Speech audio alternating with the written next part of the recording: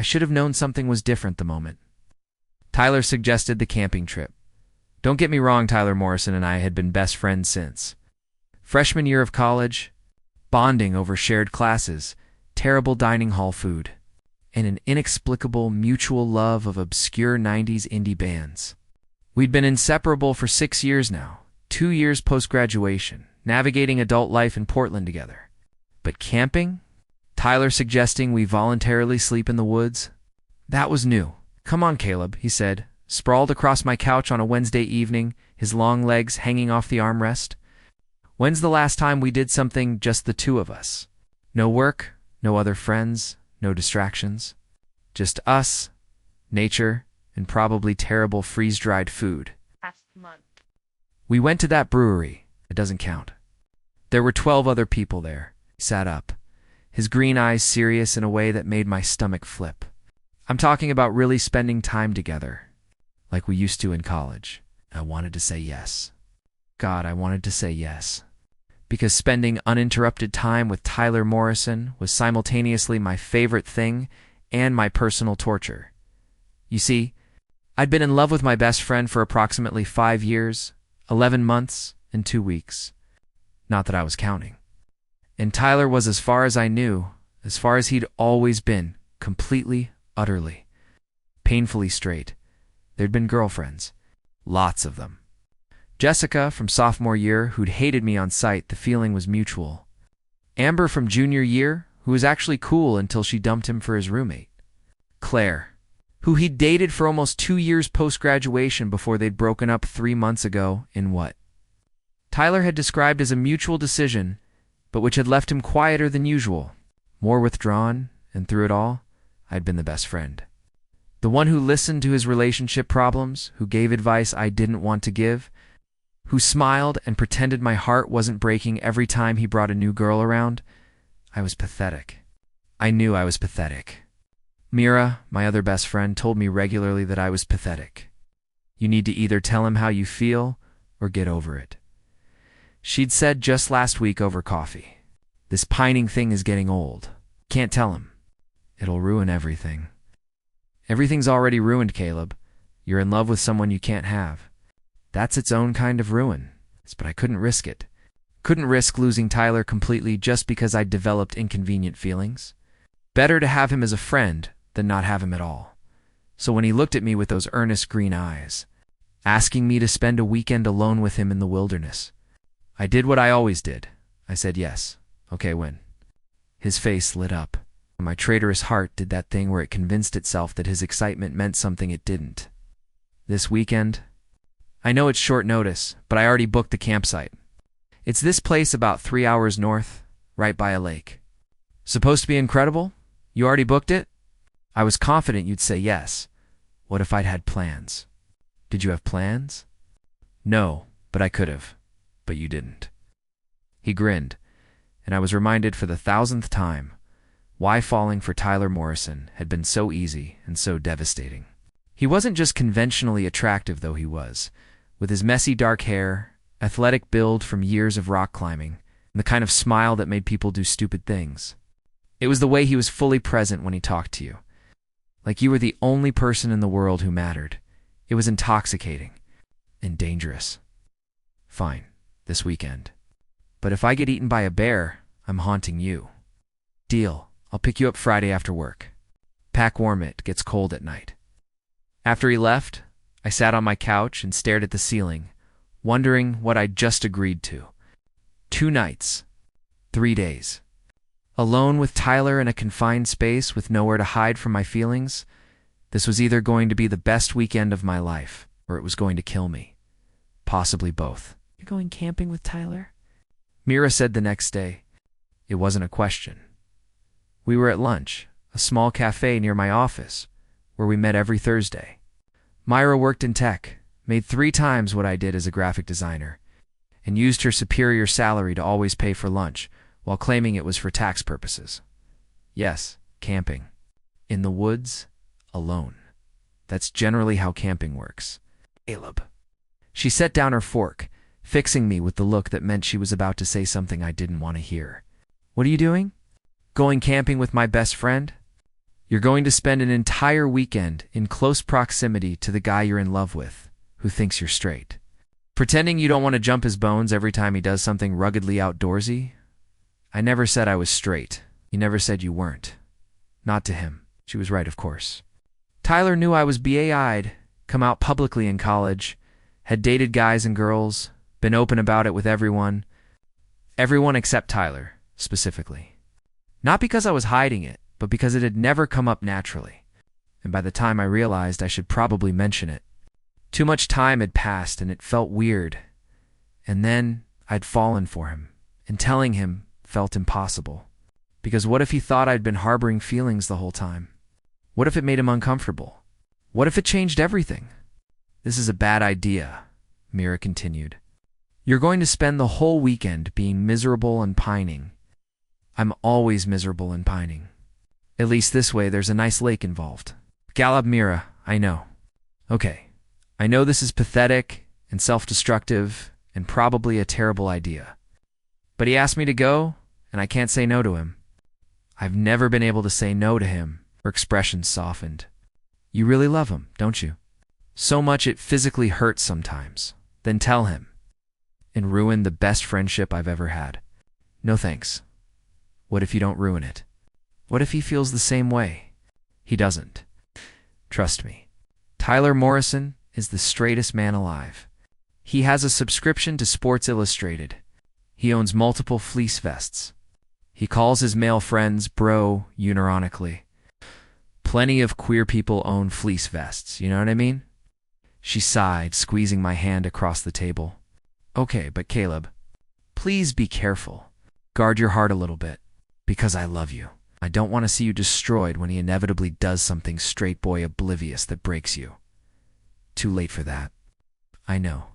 But try anyway. Friday arrived too quickly and not quickly enough. I'd packed and repacked my bag 3 times, trying to figure out what one wears when camping with the love of their life, who has no idea they're the love of your life. Flannel? Too obvious t-shirt and jeans. Too casual. I finally settled on layers t-shirt, hoodie. Jekatan tried not to think about how Tyler had said it got cold at night, about sleeping arrangements.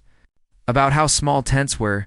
Tyler picked me up at 6 p.m. sharp in his beat-up Subaru Outback. Of course, he drove a Subaru.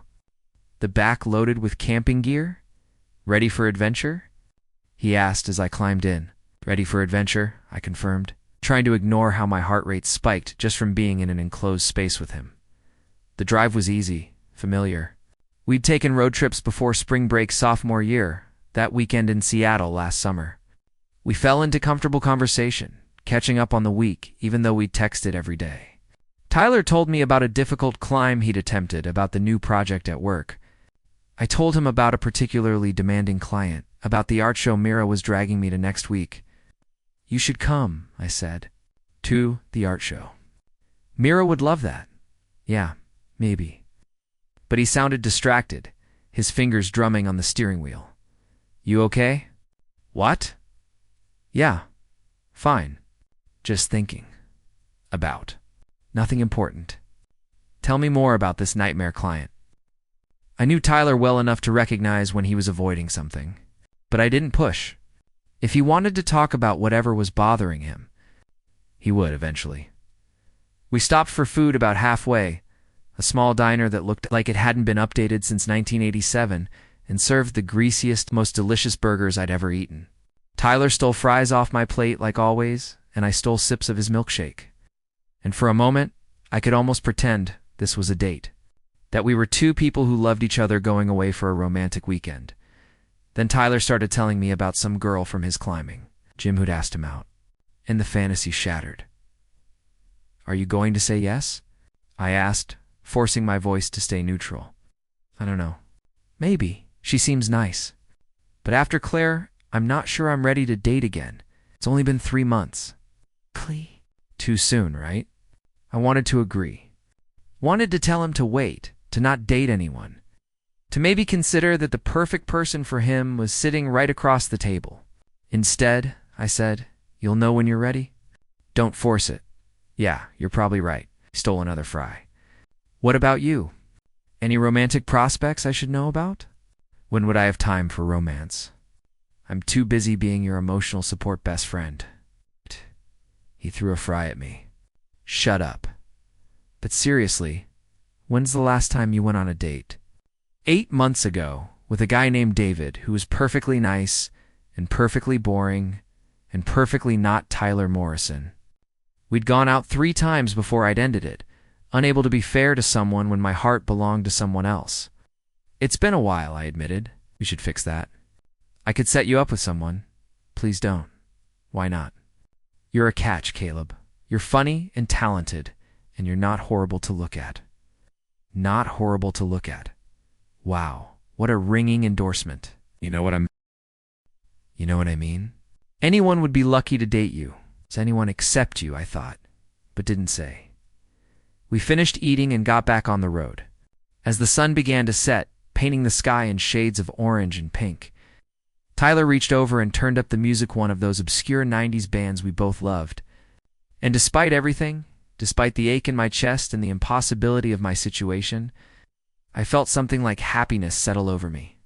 3 days. I had 3 days to spend with Tyler, to store up memories for all the lonely nights ahead. 3 days to pretend, even just to myself, this could be something more. I was going to make them count. We arrived at the campsite just as darkness fell, which Tyler cheerfully announced was perfect timing.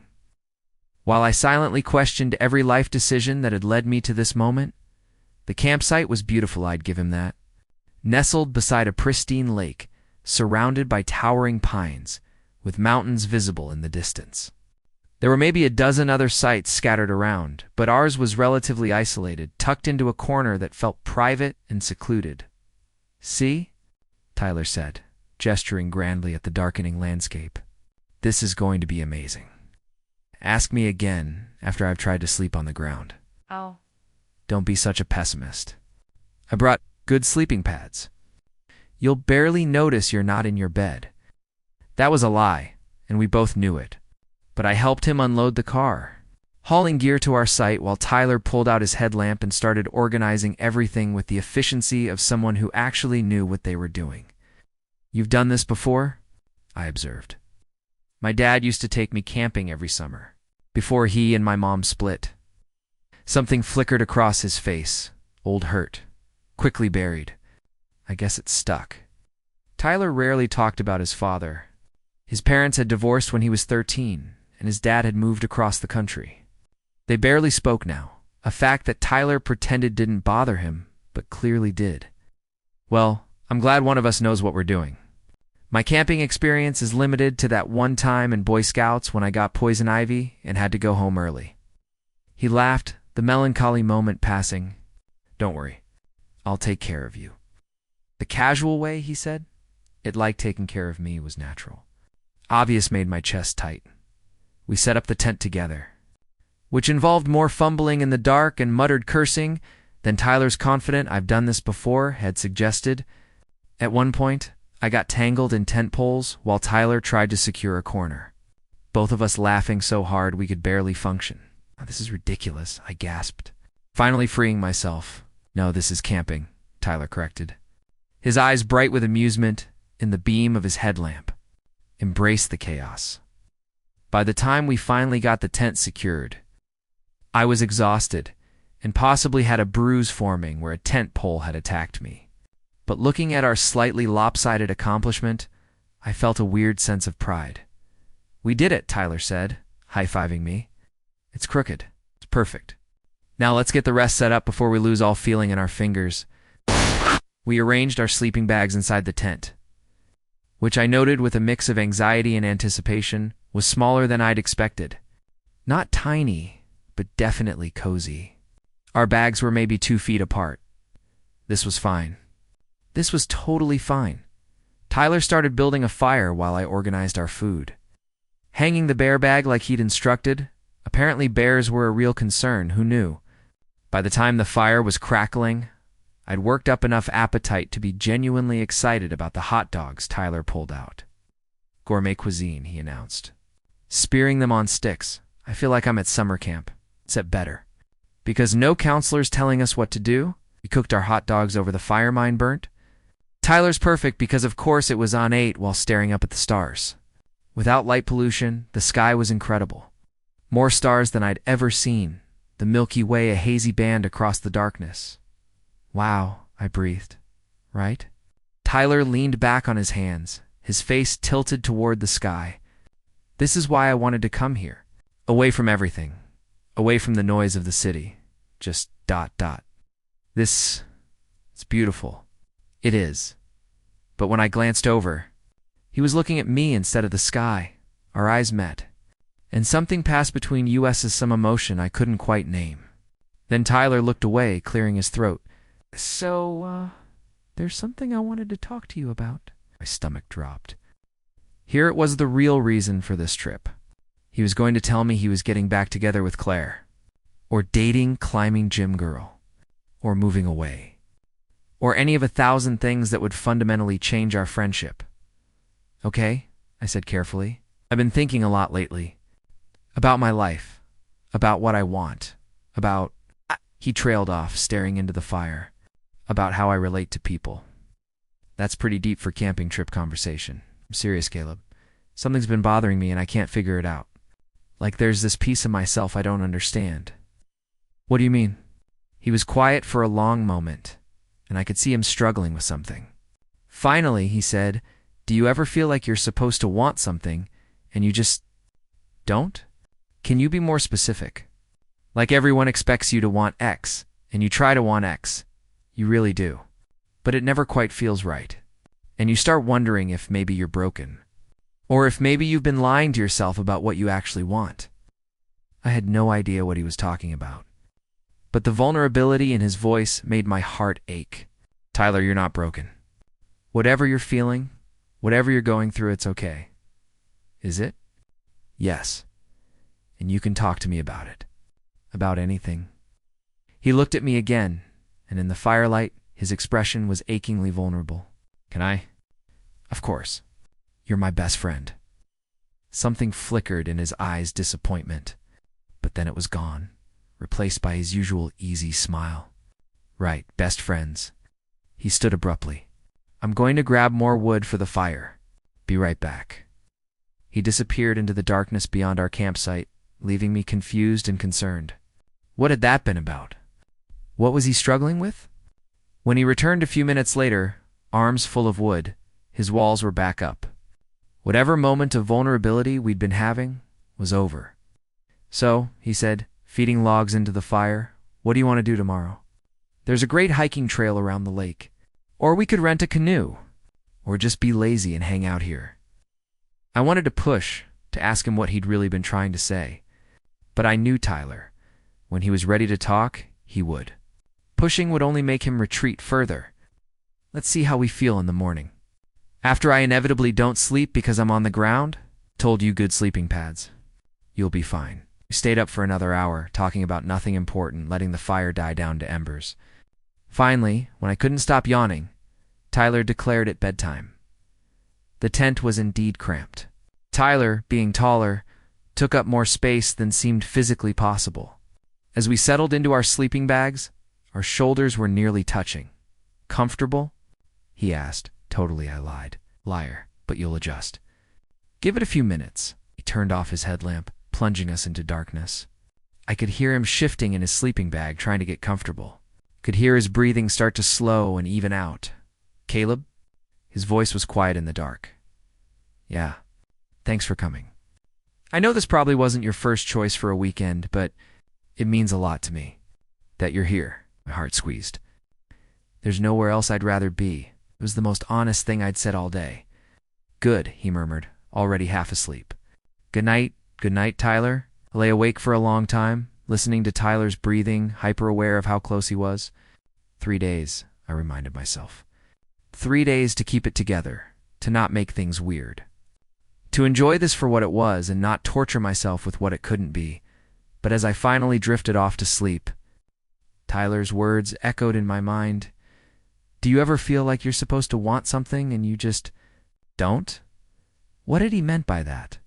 I woke to the smell of coffee and the sound of Tyler humming off key. For a moment, still caught between sleep and waking, I just existed in that space, warm in my sleeping bag. The tent glowing gold with morning sun, Tyler's voice a familiar comfort. Then reality crashed back, along with the awareness that every muscle in my body hurt from sleeping on the ground despite Tyler's promises about good sleeping pads. You're awake, Tyler said cheerfully when I finally unzipped myself from the sleeping bag. Coffee's almost ready. Stumbled out of the tent to find him crouched by a small camp stove, 2 mugs waiting. He'd clearly been up for a while. The fire pit had been cleaned out, so our gear was organized, and he'd changed into a clean shirt that did absolutely nothing to help my situation. What time is it? I mumbled. Perfect morning for a hike. 7:30 is the middle of the night. Don't be dramatic here. He handed me a mug of coffee. This'll help. The coffee was terrible in stand, obviously, but hot and caffeinated, which was all that mattered. I sat on a log by the cold fire pit and tried to wake up while Tyler moved around the camp with annoying levels of energy. Sleep okay? He asked. Define okay. That bad? Let's just say your promises about good sleeping pads were lies. He grinned. You'll get used to it tonight. It's bold of you to assume I'm staying another night. Where else are you going to go? You don't have a car. I'll walk. 3 hours back to civilization is worth it for a real bed. You're not walking anywhere. Besides, today's going to be great. I've got plans. Should I be worried? Absolutely. After a breakfast oatmeal that was only slightly better than the coffee, Tyler insisted we go on a hike. The trail around the lake was supposedly easy, which I quickly learned meant Tyler's version of easy, which involved a moderate amount of uphill climbing and at least one stream crossing that left my shoes soaked. But I had to admit, it was beautiful. The lake sparkled in the morning sun, the mountains rose dramatically in the distance, the forest was alive with birdsong and the rustle of small animals. More importantly, Tyler was in his element, pointing out different trees and plants, telling me stories about various camping trips from his childhood. You really love this stuff, I observed as we paused at a scenic overlook. I do. There's something about being out here, away from everything modern, that just centers me, I guess. Makes all the noise in my head quiet down. What noise? He was quiet for a moment, staring out at the view. Just stuff. Expectations, I guess. What I'm supposed to be doing with my life. Who I'm supposed to be. Out here, none of that matters. I can just be me. You can always just be you, can I? He turned to look at me, and there was something searching in his gaze. Sometimes I feel like I've been playing a role for so long, I don't know what's real anymore. Before I could respond, before I could ask him what he meant, he was moving again, heading down the trail. Come on, there's a great spot up ahead, where we can have lunch. The spot was indeed great, a flat rock formation right at the water's edge. Perfect for spreading out our sandwiches and enjoying the view. We ate in comfortable silence, and I tried not to think about how this would be absolutely perfect if it were a date. If Tyler saw me the way I saw him, can I ask you something? Tyler said suddenly. Sure. When did you know that you were bi? The question caught me off guard. We'd never talked about this, not directly. I don't know if there was a specific moment. It was more gradual. Why? Just curious. I mean, you've always seemed so sure of yourself. Like you knew exactly who you were and what you wanted. That's not true at all. I'm constantly second-guessing myself. Really? You hide it well? He picked at his sandwich. What about when you told people? Was that scary? Terrifying? I told Mira first, obviously. She was great about it. Then my family, which was complicated. My parents were fine eventually, but there was definitely an adjustment period. Friends? Did you lose anyone when you came out? A few people got weird about it, but the ones who mattered stuck around. Now I studied his face, trying to figure out where this was going. Tyler, why are you asking? No reason. Just trying to understand your experience, I guess. But he wouldn't meet my eyes. Is this about what? You mentioned last night? About not wanting what you're supposed to want? He stood abruptly. We should head back. I want to try to rent that canoe before all the good ones are taken. He was deflecting again, but more obviously this time. Something was clearly going on with him. Something he was struggling to articulate. And as much as I wanted to push, wanted to help, I knew Tyler well enough to know that forcing the issue would only make him shut down further. So I followed him back down the trail and tried not to think about the growing unease in my gut that said something fundamental was shifting between us. but I couldn't figure out what. The canoe rental place was a small shack by the lake, run by a guy who looked like he'd stepped out of a 1970s outdoors catalog. Tyler handled the transaction while I studied the various canoes lined up on the dock. "You ever been in a canoe before?" Tyler asked, as we carried ours down to the water. Double quotes once. I tipped it. "Of course you did. Okay, new plan, you. Sit in front, I'll steer from the back. Try not to splash me too much. No promises." Getting into the canoe was an adventure that involved me nearly falling in the lake twice before. Tyler grabbed my arm and steadied me. His hand was warm even through my sleeve, and I tried very hard not to think about how close we were, how easy it would be to just lean in and "You good?" Tyler asked, and I realized I'd been frozen, one foot in the canoe and one on the dock. "Yeah, sorry, just getting my balance." We pushed off from the dock, and for the first few minutes, we were a disaster. I paddled on the wrong side. We went in circles. Tyler kept shouting instructions that I apparently didn't understand. "Other left, Caleb. I don't have another left." But gradually, we found a rhythm. My strokes matched his, and the canoe began to glide smoothly across the lake. It was peaceful, just the sound of paddles dipping into water and the occasional call of a bird. "See," Tyler said, "you're a natural. You're just a good teacher." "I'm really not. Remember when I tried to teach you to climb and you fell off the wall within 5 minutes?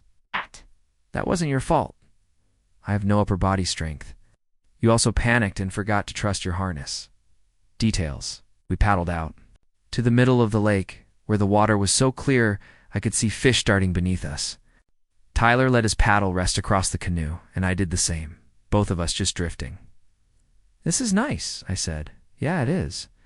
Tyler leaned back, his face tilted toward the sun. "I'm glad we did this. I feel like I never get to really talk to you anymore. There's always so much noise, so many other people around. We talk all the time, not like we used to. Remember college? We'd stay up until 3 a.m. just talking about everything and nothing. When did we stop doing that? We grew up, got jobs, became adults with responsibilities. That's depressing. Welcome to your late 20s. He was quiet for a moment. "Do you ever miss it? College, I mean? How simple everything was." I don't know if college was simple. Remember being stressed about exams and money and figuring out what I wanted to do with my life. But you always knew who you were. Even when everything else was chaos, you had that. There it was, again, that strange fixation on identity, on knowing yourself. I shifted to look at him fully, rocking the canoe slightly. "Tyler, what's going on with you?" "Don't say nothing. You've been weird since yesterday," he sighed, running a hand through his hair. "I don't know how to explain it. Try, please. You're starting to worry me. I'm not trying to worry you. I've been thinking about some stuff, and it's confusing, and I don't have the words for it yet. Does this have to do with Claire? With the breakup? Sort of, but not really. It's more, God, this is going to sound insane. Try me." He stared at the water, choosing his words carefully. "When Claire and I broke up, she said something that's been stuck in my head. She said I was never really present in the relationship. That I was going through the motions, but my heart wasn't in it. And at first I was offended, you know. I cared about Claire. I thought I loved her. But the more I thought about it, the more I realized she was right. I was performing what I thought a good boyfriend should be. But it never felt real, genuine, like I was following a script instead of actually feeling it. That doesn't mean you're broken, Tyler. Sometimes people just aren't right for each other." That's what I thought too. But then I started looking back at all my relationships, and it's the same pattern. Every single time I meet a girl, I think she's great, we date, and somewhere around month 3 or 4, I realize I'm not actually feeling what I'm supposed to be feeling, and I start finding excuses to end it. "So you haven't found the right person yet. That's normal, is it?" He finally looked at me, and the vulnerability in his eyes made my breath catch. "What if it's not about finding the right person?" "What?" "If I've been looking for the right thing in the wrong place?" My heart started hammering. "What do you mean? He stopped, seemed to lose his nerve. "Never mind, forget I said anything. This is ridiculous." "Tyler, we should head back. I'm getting hungry." And just like that, the conversation was over. Tyler picked up his paddle and I had no choice but to do the same, both of us heading back to shore in loaded silence. What had he been about to say? What revelation had he been on the edge of sharing? Why did I have the feeling that whatever it was going to change everything? Dinner that night was a tense affair, both of us dancing around the conversation we'd almost had in the canoe. Tyler cooked actual food on the camp stove. Not hot dogs while I pretended to be absorbed in a book I wasn't actually reading. You've been on the same page for 20 minutes, Tyler observed. It's a really good page. Uh-huh. He plated. The pasta impressive, considering we were camping, and handed me a bowl. Talk to me. About what? About why you've barely said 10 words since we got back from the lake. I could ask you the same thing. Fair. He sat down across from me, our knees almost touching in the cramped space. I'm sorry for being weird.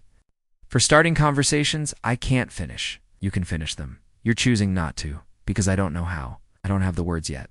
Then find them. Tyler, you're clearly going through something, and you're shutting me out. That's not how we work. I'm not shutting you out. I'm trying to figure this out myself first, before I drag you into it. Too late. You already dragged me into it by making cryptic comments and asking weird questions about my sexuality. He winced. Was I that obvious? Yes. So just tell me what's going on. Whatever it is, I can handle it. He set down his bowl, his food untouched. What if I told you I think I've been lying to myself for a really long time? About what? About who I am? About what I want? About... He took a deep breath. About who I'm attracted to. The world tilted.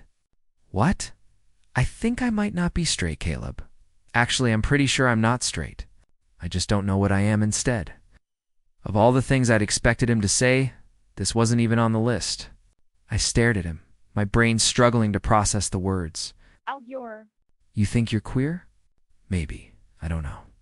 That's what I've been trying to figure out. He laughed, but it sounded panicked. God, this is so stupid. I'm 28 years old. Shouldn't I have figured this out by now? There's no timeline for self-discovery. Everyone else figured it out in college, or high school, or whenever but me. I've been so convinced I was straight, dating women, thinking that's what I wanted. And now I'm realizing, maybe I was wrong. What changed? I don't know. Everything? Nothing? It's been building for a while, I think. All those relationships that never quite felt right. The way I'd force myself to feel things I thought I should feel. And then Claire said that thing about me not being present, and it was like a switch flipped. I started paying attention to what I actually felt, instead of what I thought I should feel. And what do you actually feel? He looked at me, and there was something in his eyes that made my heart race. That's the complicated part. Try me, I think. He stopped, started again. I think I've been confusing platonic feelings with romantic ones. Or maybe I've been so good at lying to myself that I convinced myself platonic feelings were all I was capable of. But lately, I've been noticing things. The way my heart races around certain people. The way I think about them constantly. The way I want to be near them all the time. That's healthy exploration. Is it? Because it's terrifying. What if I'm wrong? What if this is just another thing I'm forcing because I'm desperate to understand myself? You're not wrong. Trust your feelings. That's easy for you to say. You've always been in touch with your feelings. I've spent my whole life performing heterosex contuitional without questioning it. Then stop performing. Start being honest with yourself about what you want. What if what I want is impossible? Nothing's impossible. This might be. He laughed bitterly. God, I can't believe I'm telling you this. You must think I'm such a mess. Think you're human. I think you're going through something difficult, and I'm honored you trust me enough to share it. Of course I trust you. You're my best friend. You're the person I trust most in the world. The words should have made me happy. Instead, they felt like a knife. Because I was his best friend, his confidant, the person he told everything to, but I wasn't the person he wanted. I was never going to be that person. So what now? I asked, trying to keep the pain out of my voice. I don't know. Keep exploring, I guess. Figure out what labels fit, if any. Maybe try dating guys. See if that feels more real than dating women did. That sounds like a good plan, does it? Because I have no idea what I'm doing. How do you even meet queer people? Do I download apps? Go to gay bars. Wear a sign that says, "Recently discovered I'm not straight. Please be patient." Despite everything, I laughed. The apps work. Or just let it happen naturally. You'll figure it out. Will you help me? Help you? Navigate this.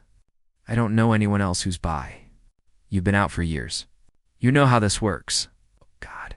He wanted me to help him explore his sexuality. Help him date other people. Watch him fall for someone else while pretending my own heart wasn't breaking? But what could I say? No. Refuse to help my best friend during a crisis because of my own unrequited feelings. Of course I'll help, I heard myself say. Whatever you need. Thank you. He reached over and squeezed my hand, and the touch sent electricity through me. I don't know what I'd do without you. You'd be fine, I thought. You'd figure it out. You'd find someone to love who wasn't your pathetically pining best friend. But I just smiled and said, "You'll never have to find out." We finished dinner in silence, both lost in our own thoughts. The sun was setting, painting the sky in brilliant oranges and purples, and I tried to appreciate the beauty of it instead of spiraling into misery. Tyler Morrison wasn't straight. The revelation should have filled me with hope.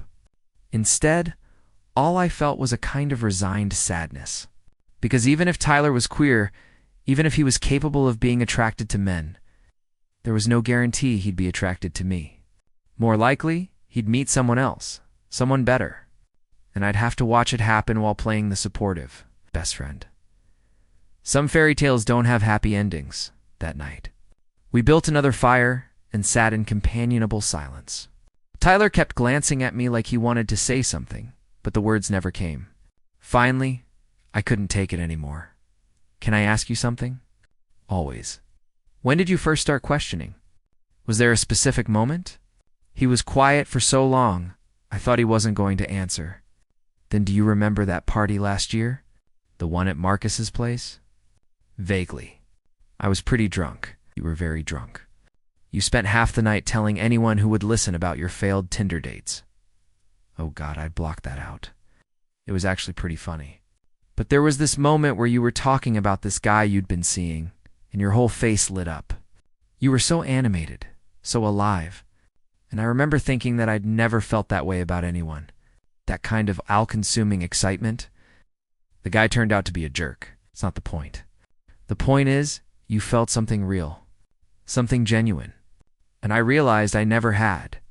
Not with anyone I dated. And that made you start questioning?" That was the beginning. But it got worse after Claire and I broke up. Because suddenly I had all this time to think, and I started noticing things I'd been ignoring. Like how I'd been forcing myself to be interested in women while ... double quotes. He trailed off. While what? While feeling things for someone I shouldn't? My heart stopped. "What do you mean?" "Never mind." "It doesn't matter, Tyler. I'm going to get more wood." He stood abruptly, disappearing into the darkness before I could stop him. I sat by the fire, my mind racing. Someone he shouldn't have feelings for. What did that mean? Was there someone specific? Someone from his climbing gym, maybe? Or work? Someone who was unavailable? When Tyler returned, his arms full of logs, his expression was carefully neutral again. Whatever moment of vulnerability we'd been having was over. "Should probably head to bed soon," he said. "Big day tomorrow." "What's tomorrow?" "I thought we could try fishing.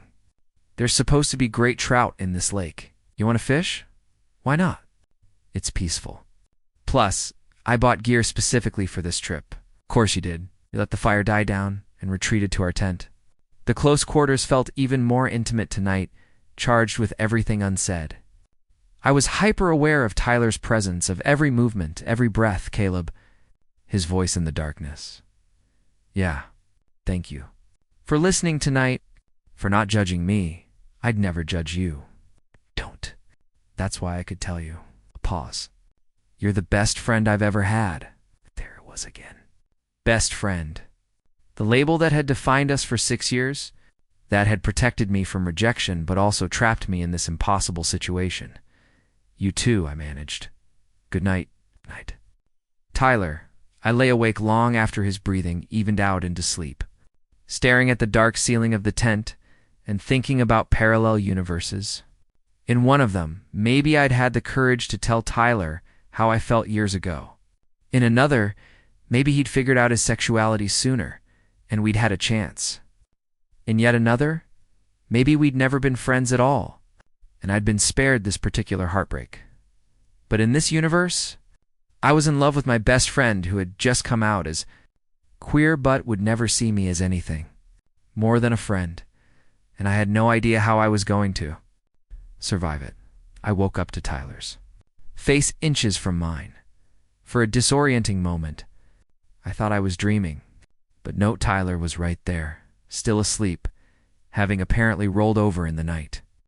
His face was relaxed in sleep, peaceful in a way he never was while awake. One arm was thrown over my sleeping bag. My heart hammered as I tried to figure out how to extract myself without waking him. But before I could move, his eyes fluttered open. For a second, we just stared at each other, faces so close I could count his eyelashes. Then Tyler jerked back, nearly hitting his head on the tent pole. Sorry. God. Sorry. I didn't mean to. I must have rolled over in my sleep. It's fine. Tent's small, right? Yeah, small tent. He was already scrambling out of his sleeping bag, clearly desperate to escape the awkwardness. I'll start coffee, he fled, leaving me alone in the tent with my racing heart and the ghost of his warmth beside me. This was getting dangerous. The close quarters, the intimate conversations, the constant physical proximity, it was all conspiring to make me hope for things I knew were impossible by the time I emerged from the tent. Tyler had coffee ready and was already organizing fishing gear with determined focus. Sleep okay? I asked. Fine, you. Great. Lie. We drank our coffee in silence. The easy companionship of the previous days, replaced by stilted awkwardness. Tyler kept opening his mouth like he wanted to say something, then closing it again. Tyler, just say it. Whatever's on your mind, can we talk? Really talk? I mean, no deflecting, no changing the subject. Nice. My stomach dropped. Okay? He set down his coffee and turned to face me fully. I need to tell you something. Something I should have said a long time ago, but I was too scared. You're scaring me. Tease, just... Fuck. There's no good way to do this. He ran a hand through his hair, a nervous gesture I knew well. Remember how I said I'd been having feelings for someone I shouldn't? Yes, and how I've been questioning my sexuality, trying to figure out what I actually want. Yes, Tyler, where is this? It's you. The world stopped. What? The person I have feelings for? The one I shouldn't. It's you, Caleb. It's been you for a while now, I think. Maybe longer. I just didn't recognize it for what it was. I couldn't breathe. Couldn't think. This couldn't be real, you're saying, ... I'm saying I think I'm in love with you. Actually, I'm not thinking it. I know it. I'm in love with my best friend, and I have been for God knows how long. And I know this is probably the worst possible timing, and I'm probably ruining everything, but I couldn't keep pretending. Not here, not now, not when we're alone, and I finally admitted it to myself. I stared at him, my brain struggling to process the words. Tyler Morrison, straight Tyler, unavailable Tyler, impossible Tyler, was telling me he loved me. Say something, he pleaded. Please, even if it's to tell me I'm an idiot and you don't feel the same way. Just say something. Words wouldn't come. Too many emotions, too much hope and fear and disbelief all tangled together. Fuck, I've ruined everything, haven't I? I've made this weird and awkward, and I kissed him. Later, I wouldn't remember making the conscious decision to move. One moment I was frozen in shock, the next I was closing the distance between us, my hands in his hair, my mouth on his. And Tyler made this small sound of surprise, and then he was kissing me back, his hands gripping my waist, pulling me closer. It was everything I'd imagined, and nothing like I'd expected. He tasted like coffee and morning and possibility. His lips were soft but insistent, and when he pulled me fully against him, I felt like every nerve in my body was on fire. We broke apart, both breathing hard, staring at each other in wonder and disbelief. "You kissed me," Tyler said, his voice awed. "You said you loved me. Do." "God, Caleb, I do. I love you too. I've loved you for years. Since sophomore year, probably earlier. I've been in love with you the entire time we've been friends." His eyes widened. "Years? You felt this way for years and never said anything? You were straight? Or I thought you were. And you were my best friend, and I couldn't risk losing you. You thought I was straight, but I wasn't. I was just—" He laughed a little hysterically. "I was so deep in denial I didn't even recognize what I was feeling." "When did you figure it out?" "Honestly, I think part of me always knew. I just didn't have the framework to understand it. But it got impossible to ignore after Claire and I broke up. Suddenly I had all this time to think, and I kept noticing things. Like how I'd rather spend time with you than anyone else. How I thought about you constantly. How I'd get jealous when you mentioned dating other people. You were jealous? Insanely. Do you remember that guy David you dated briefly last year? The boring one? I hated him. Absolutely hated him, and I didn't understand why. He seemed perfectly nice.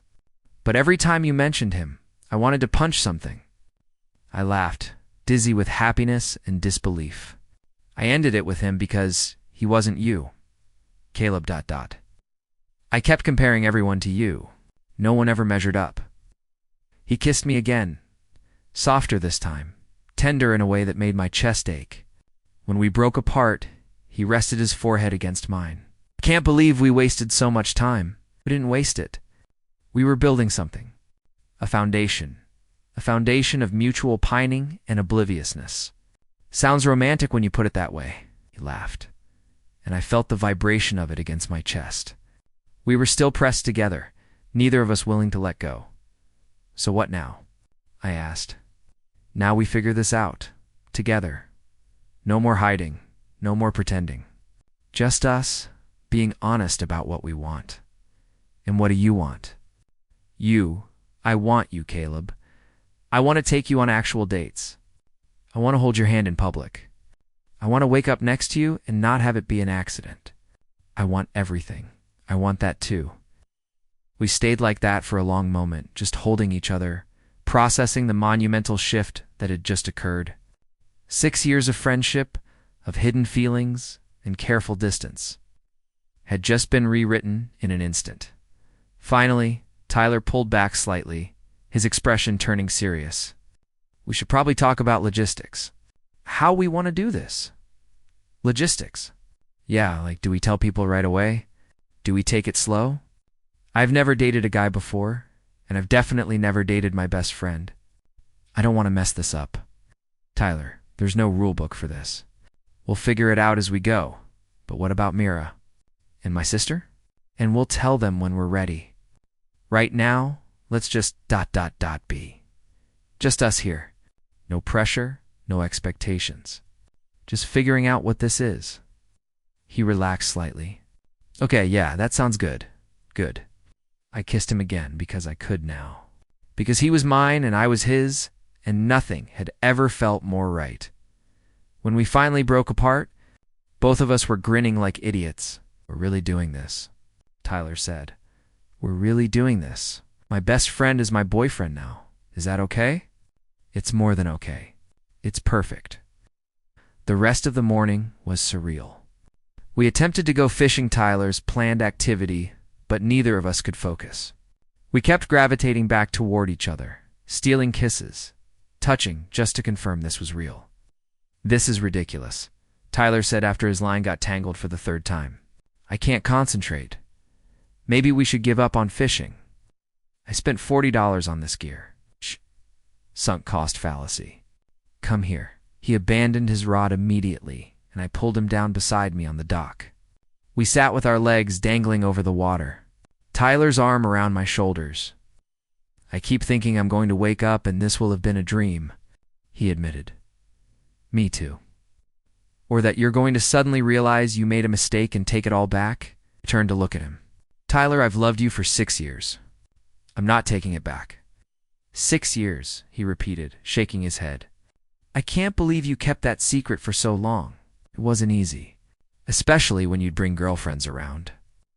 God, that must have been torture. I'm sorry, you didn't know. And I made the choice not to tell you. Why didn't you? Tell me. Thought about how to answer that. Lots of reasons. Fear, mostly. Fear of losing you. Fear of making things weird. Fear that you'd feel obligated to let me down gently and it would ruin our friendship. I would never have done that. I know. But you also weren't in a place to hear it. You needed to figure out yourself first. It's very mature of you. I had a lot of time to think about it. He was quiet for a moment, his fingers tracing patterns on my shoulder. Can I tell you something embarrassing? Always. I used to get irrationally annoyed when you'd talk about dates with other guys. I'd tell myself it was because I was protective, because I wanted to make sure they were treating you right. But looking back, I was just jealous. I wanted to be the one taking you on dates. You can now. I intend to. Fair warning, I'm going to be that annoying person who plans elaborate dates and tries way too hard to impress you. I'm looking forward to it. We spent the rest of the day just existing together, talking about everything and nothing. Tyler told me about all the moments when he'd felt something but hadn't recognized it. The time I'd gotten sick and he'd stayed up all night taking care of me. The way his heart would race when I'd laugh at his jokes. How he'd unconsciously started measuring other people against me. I told him about my own moments watching him climb and being mesmerized by the strength and grace of it. The way my day always felt better after talking to him. How I'd listened to the songs he recommended on repeat just to feel connected to him. They were kind of pathetic, Tyler said at one point. Extremely pathetic, but in a cute way. Definitely cute. As the sun began to set, we made dinner together, Tyler cooking while I assisted poorly. Every task became an excuse to touch each other, to steal kisses, to marvel at this new reality. How do you think people will react? Tyler asked as we ate. When we tell them? Myra's going to say, I told you so, approximately 1,000 times. That's fair. Lauren's probably going to cry. She's been trying to set me up with people for months. She'll be thrilled I found someone on my own. Especially you, she's always liked you. What about your parents? His expression darkened slightly. My mom will be fine. She's good with this stuff. My dad. I don't really care what he thinks, honestly. We barely talk anyway. I'm sorry. Don't be. I've made peace with it. He squeezed my hand. What about your parents? They'll be surprised. But happy, I think. My mom always said she wanted me to end up with someone who made me laugh. You've been making me laugh for 6 years. Good. Because I plan to keep making you laugh for a lot longer than that. The words settled between us, heavy with implication. A lot longer. Future. Forever, maybe. Tyler, I know it's fast, he said quickly. I know we just started this. But Caleb, I've known you for 6 years. You're my best friend. And now, you're more than that. So yeah, I'm thinking long-term here. Me too, I admitted. But we should probably make it through at least one official date before we start planning our future. Fair point. So let's call this our first date. Camping, fishing, dramatic love confessions. Pretty memorable. Best first date ever. Second date will have to be pretty impressive to top it. I have faith in you. At night. That night, lying in our sleeping bags, Tyler asked, Can I hold you? You don't have to ask. I want to ask. I want to make sure you're comfortable with everything. I'm comfortable. He unzipped his sleeping bag and mine, zipping them together into one large bag. Then he pulled me against his chest, his arms wrapping around me, and I felt safer and more content than I had in years. This okay? He murmured against my hair. Perfect. Good. Because I'm never letting you go. Promises. Promises. I mean it, Caleb. I know I'm new at this, and I'm probably going to mess up sometimes. But I'm all in. Completely. I turned in his arms so I could see his face. I'm all in too. We'll figure it out together. Together, he repeated, like he was testing out the word. I like that. He kissed me, slow and sweet, and I felt something fundamental shift in the universe. This was it. This was what I'd been waiting for, hoping for, dreaming about for 6 years, and it was better than I'd ever imagined. I woke up tangled in Tyler's arms, warm and comfortable in a way I'd never been while camping. The tent was bright with morning sun, and I could hear birds singing outside. For a moment, I just lay there, breathing in his scent, feeling his heartbeat against my back. Then reality set in. We had to go home today.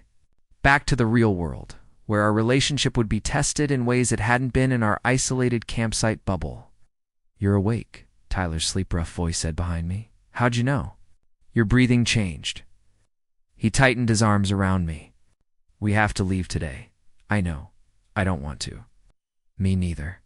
Let's just stay here forever. Become hermits. Live off the land. You'd miss indoor plumbing within a week." Fair point. He nuzzled into my neck. "What time is checkout?" "Noon. We have a few hours then, Tyler. ... I'm not suggesting anything inappropriate.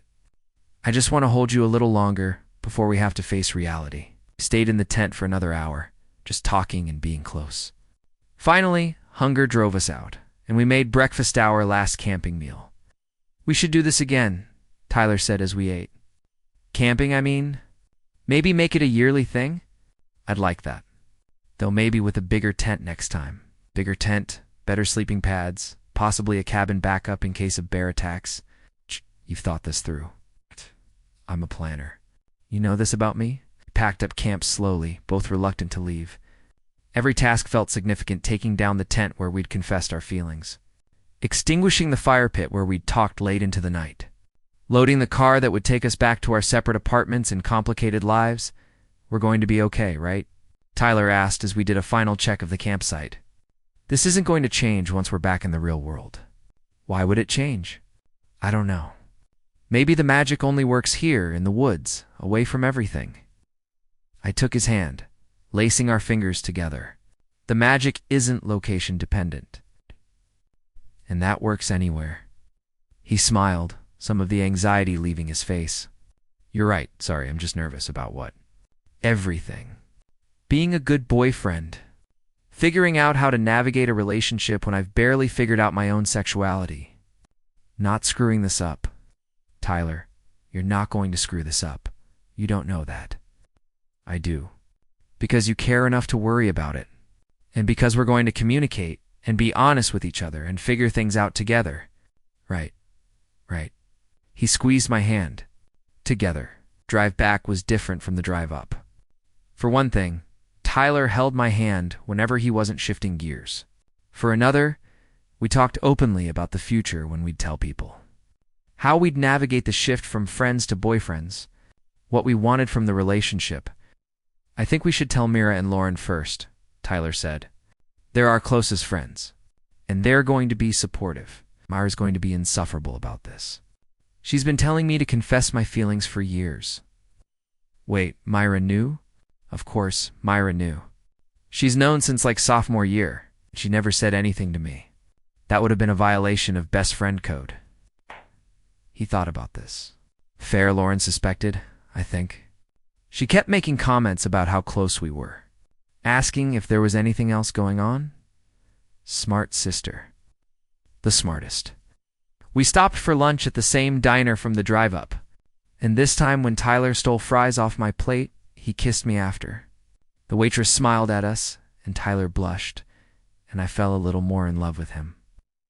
"Public displays of affection," Tyler said when we got back to the car.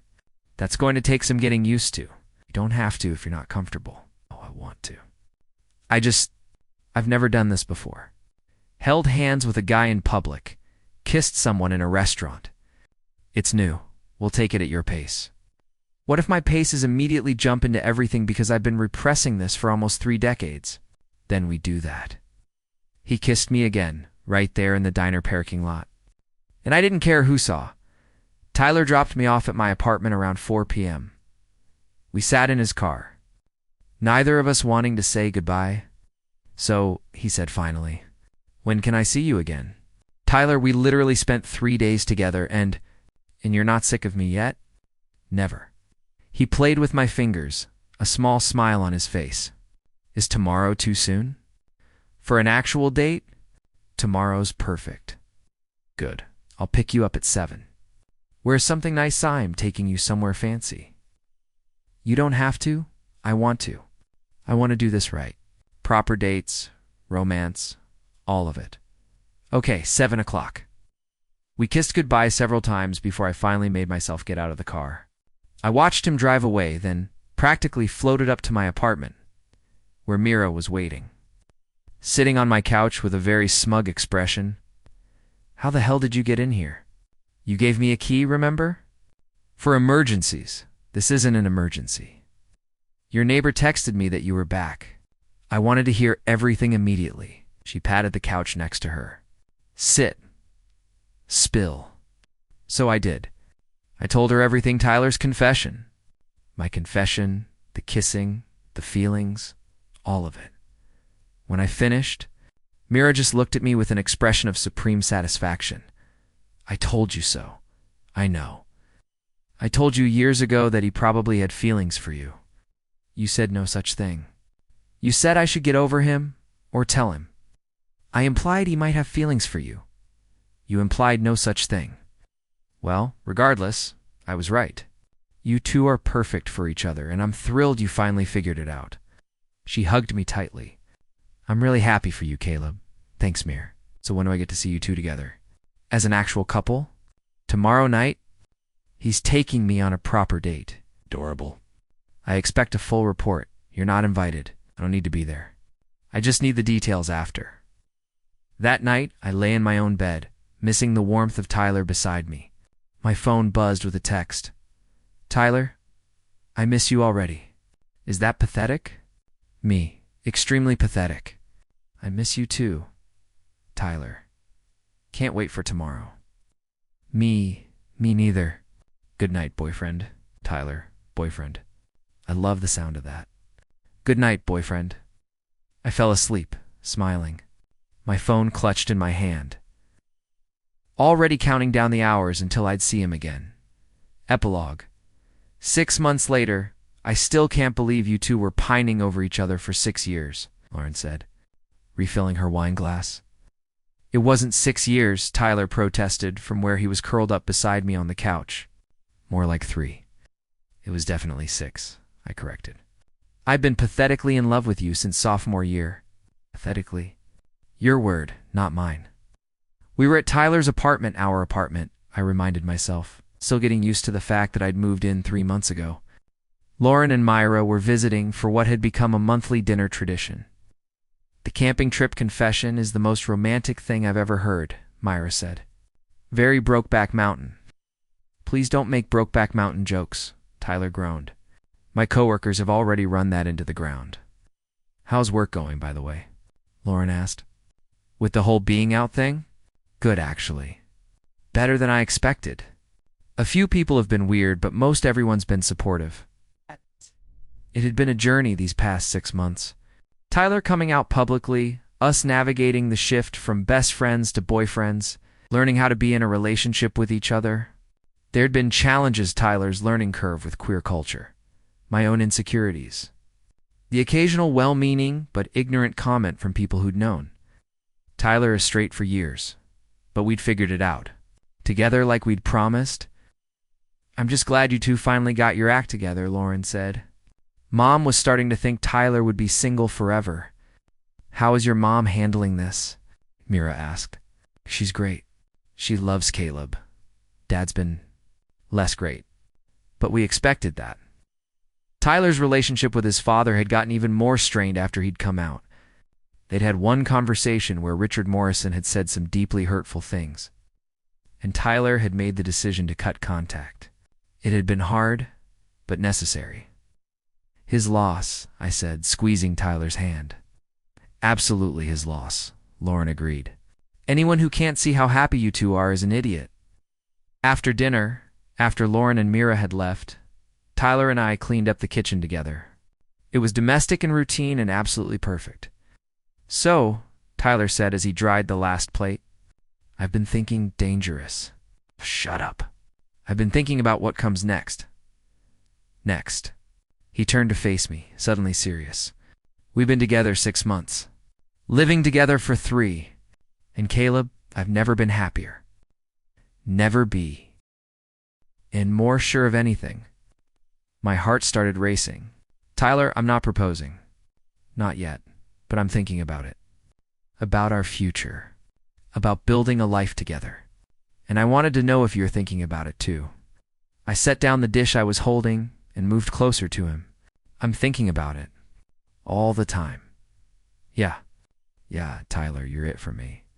You've been it for me since I was 20 years old and too scared to admit it. So yes, I'm thinking about our future. About forever. He kissed me, soft and sweet. Good, because I have plans. What kind of plans? The kind that involve engagement rings and possibly a dog? But not yet. Soon, though, I'll be waiting. That night, lying in bed together, Tesla sprawled across our feet. We'd gotten her 2 months ago, and she was already the most spoiled dog in Portland. Tyler said, "Do you ever think about what would have happened if I hadn't suggested that camping trip?" Sometimes. We probably would have figured it out eventually.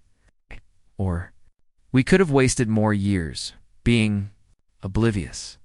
True. But we didn't. We figured it out. Thanks to my brilliant idea. Your brilliant idea that you were terrified to execute. Can you blame me? I was basically confessing my love to my best friend while having a sexuality crisis. That's a lot to process, yet you did it. You were brave, we both were. I thought about that, about bravery, about the courage it takes to be vulnerable, to risk everything for the possibility of something real, about how Tyler had spent 28 years convinced he was straight before allowing himself to question, about how I'd spent 6 years loving someone in silence before finally being brave enough to take a chance. Can I tell you something? I said, always. That camping trip, it saved my life. Don't be dramatic. I'm serious. I was so miserable, Tyler, watching you date other people, pretending I was fine, convinced I'd spend the rest of my life in love with someone I couldn't have. And then you confessed, and everything changed. He pulled me closer. We saved each other then, because I was pretty miserable too. Trying to force myself to be something I wasn't, dating people I didn't really want, wondering why I felt so disconnected from my own life, and now, I'm exactly where I want to be.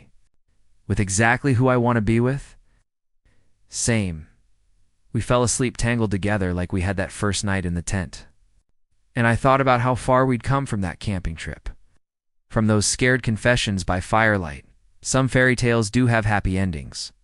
They just take a little longer to get there than the stories suggest. But the wait makes them sweeter. The struggle makes them real. And ours was the realest. Sweetest fairy tale I'd ever known. Author's note. This story is about timing, self-discovery, and the courage it takes to be honest about who you are and what you want. Tyler's journey of coming out later in life is one that many people experience: the years of thinking you're straight, of trying to force feelings that don't quite fit, of that moment when everything clicks into place. Caleb's story is about loving someone from afar, about the pain of unrequited feelings and the strength it takes to maintain a friendship even when your heart is breaking. Together. Their story is about how sometimes the best relationships grow from friendship, how patience and timing matter, and how being vulnerable with the right person can change everything. To anyone who's questioning their sexuality later in life, you're not broken. You're not too late. And your journey continues valid no matter when you figure it out. To anyone loving someone who doesn't seem to love you back, protect your heart, but don't close it off completely. Sometimes people surprise you, and to anyone who's afraid to be honest about their feelings, the risk might be worth it. You never know until you try. Be brave. Be honest. Be open to possibility. Your own camping trip confession might be waiting around the corner.